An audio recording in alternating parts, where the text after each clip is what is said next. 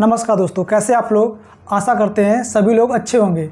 आज का टॉपिक है भारत का संवैधानिक विकास। तो कल देखा था 1773 का रेगुलेटिंग एक्ट, आज देखेंगे 1781 एक्ट, 1784 एक्ट, 1786 एक्ट और 1793 एक्ट। मतलब इन एक्टों में क्या क्या नियम बनाए गए। तो सबसे पहले 1781 एक्ट, तो इसका जो मुख्य पॉइंट है, इसका नाम पूछा जाता है, तो इसका नाम है सेटलमेंट एक्ट। सेटलमेंट एक्ट, और इसे बनाया गया था 1773 का जो रेगुलेटिंग एक्ट था, इसकी कमियों को दूर करने के लिए बनाया गया था। कमियों को दूर करने के लिए बनाया गया था। यानी 1781 एक्ट का नाम सेटलमेंट एक्ट, और इसे 1773 रेगुलेशन एक्ट की कमियों को दूर करने के लिए बनाया गया था। अगला है 1784 एक्ट। तो ये ब्रिटिश सरकार का पहला वैधानिक दस्तावेज था।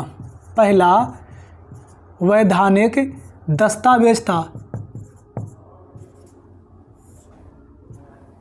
और इस समय जो वहाँ के प्रधानमंत्री थे वो पिट द यंगर थे। पिट द यंगर थे। यानी जब इस विधेयक को पारित किया गया तो ब्रिटिश के प्रधानमंत्री पिट द यंगर थे, और इसी के तहत कंपनी पर दोहरा प्रशासन लागू हुआ। कंपनी पर दोहरा प्रशासन लागू हुआ। दोहरा प्रशासन लागू हुआ।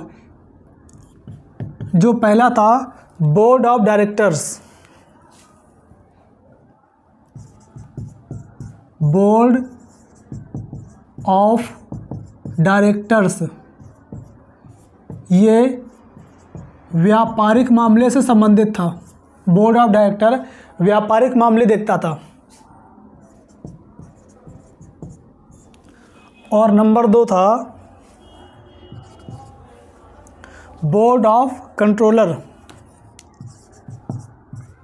बोर्ड ऑफ कंट्रोलर ये राजनीतिक मामले देखता था।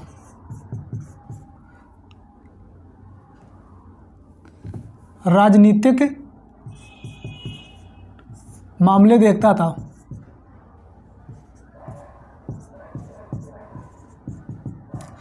जो बोर्ड ऑफ डायरेक्टर है, ये व्यापारिक मामले गवर्नर अपने हाथों में रखे, और बोर्ड ऑफ कंट्रोलर के अंतर्गत जो राजनीतिक मामले थे उस क्षेत्र के या प्रांत के शासक या जो प्रशासक होते थे उनके अधिकार में दे दिया।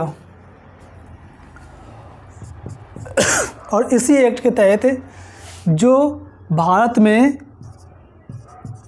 कंपनी का अधिकार क्षेत्र था, कंपनी का अधिकार क्षेत्र था, उसे ब्रिटिश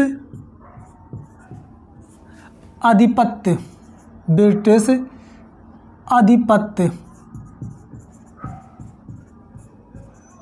का क्षेत्र घोषित कर दिया।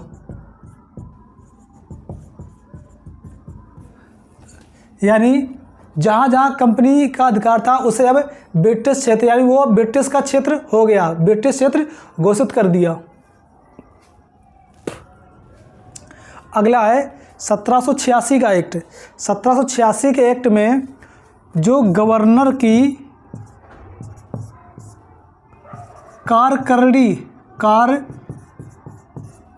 परिषद थी, जो गवर्नर की कार्यकारिणी परिषद थी, उसके निर्णय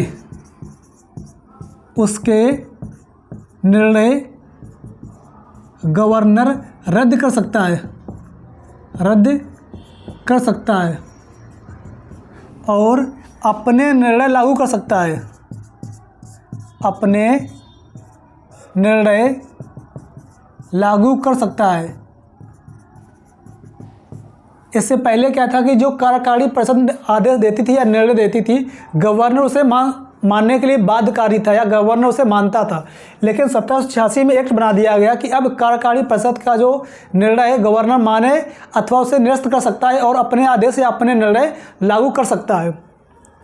और इसी के तहत ही 1786 एक्ट के तहत ही गवर्नर को प्रधान सेनापति घोषित किया गया। प्रधान सेनापति घोषित किया गया। और ये दोनों अधिकार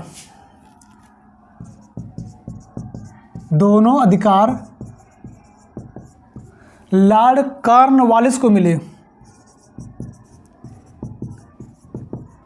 लॉर्ड कॉर्नवालिस को मिले, यानी कि प्रधान सेनापति का और कार्यकारी परिषद के आदेश को रद्द करने का निर्णय, ये दोनों अधिकार लॉर्ड कॉर्नवालिस को मिले, क्योंकि उस वक्त लॉर्ड कॉर्नवालिस ही गवर्नर जनरल था।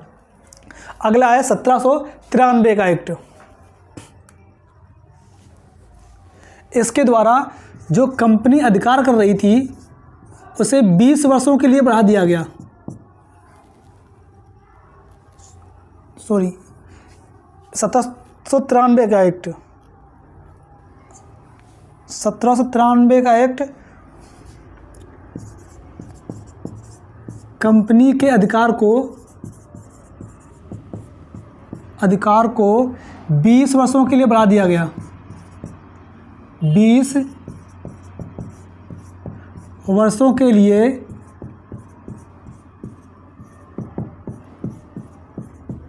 बढ़ा दिया गया, यानी कि अब कहा गया कि कंपनी जो है अब 20 वर्षों तक और भारत में शासन कर सकती है या सत्ता चला सकती है।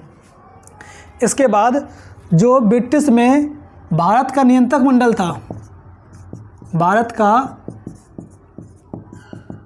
नियंत्रक मंडल था, भारत का जो ब्रिटिश में भारत का नियंत्रक मंडल था, उसका वेतन अब भारतीय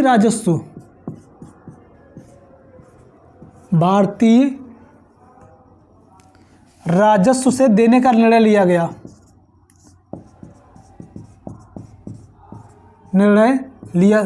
राजस्व से देने का निर्णय लिया गया।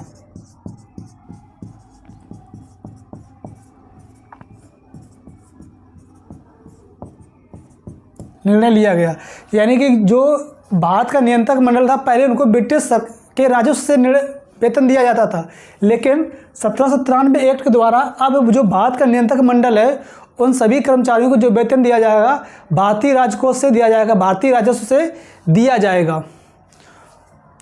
तो दोस्तों आज देखा 1781, 84 और 86 और 1793 का एक्ट। कल अगले एक्ट देखेंगे। तब तक के लिए नमस्कार। आशा करते हैं ये वीडियो सभी लोगों को पसंद आया होगा और अपने दोस्तों को भी शेयर करें और लाइक ज़रूर करें। नमस्कार दोस्तों।